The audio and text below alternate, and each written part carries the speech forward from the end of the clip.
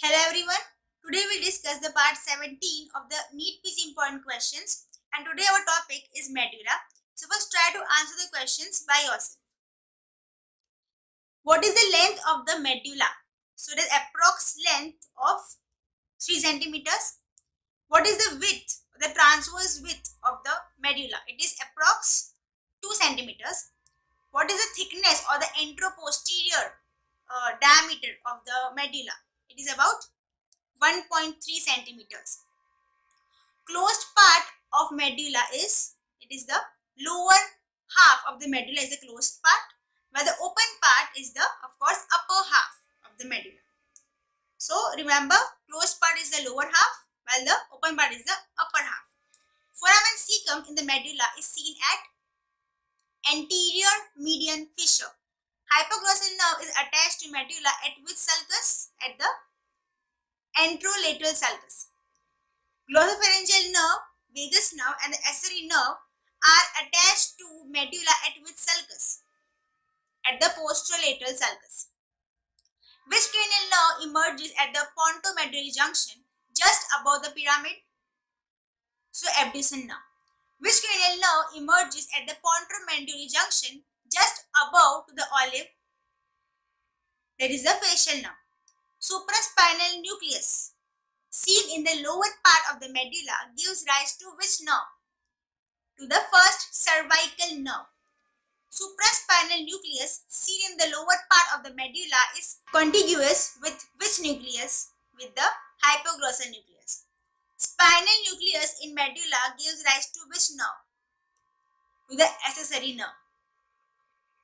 Spinal nucleus in the medulla is continuous with which cervical spinal segment? With the upper 5 cervical spinal segment. Spinal nucleus in the medulla merges with the nucleus ambiguus. Upper extension of the dorsal horn of the spinal cord in the medulla is, it is the substantia gelatinosa. Internal arcuate fibers are which order neurons? So they are second order neurons.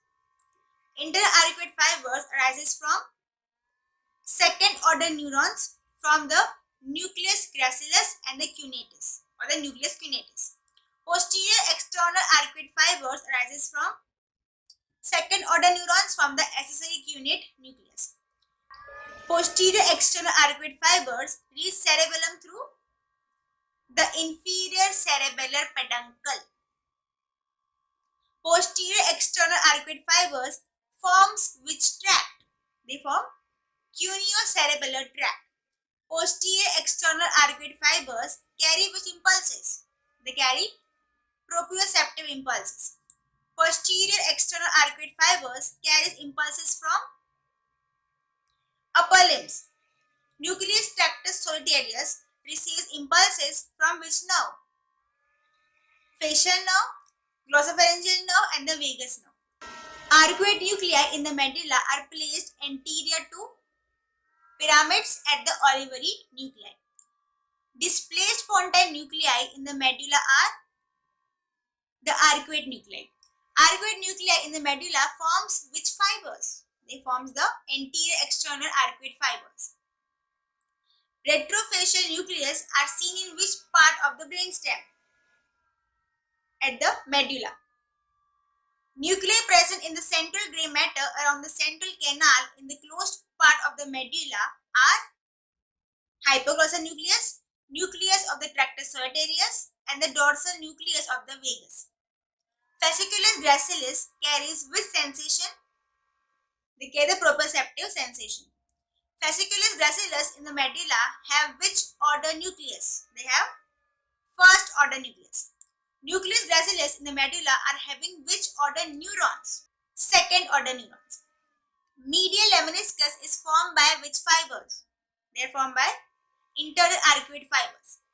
Medial longitudinal bundle is formed by ascending and the descending fibers from which nerve? From the third, fourth and seventh cranial nerve. Which arcuate fibers cross to opposite side in the medulla? Anterior and the posterior external arcuate fibers. Which arcuate fiber do not cross to opposite opposite side in the medulla? It is the interarcuate fibers. Stria medullaris are fibers run over the floor of the fourth ventricle, arises from which nucleus? They arises from arcuate nucleus. Nucleus present in the reticular formation at the closed part of the medulla is the nucleus ambiguus. Nuclei present in the floor of the fourth ventricle in open part of the medulla are the vestibular, vagus and the hypoglossal nucleus. Medial medullary syndrome is due to occlusion of the anterior spinal artery. Very important. Lateral medullary syndrome is due to occlusion of which artery? Posterior inferior cerebellar artery. Medulla is supplied by which artery? Anterior spinal, posterior spinal and the posterior inferior cerebellar artery.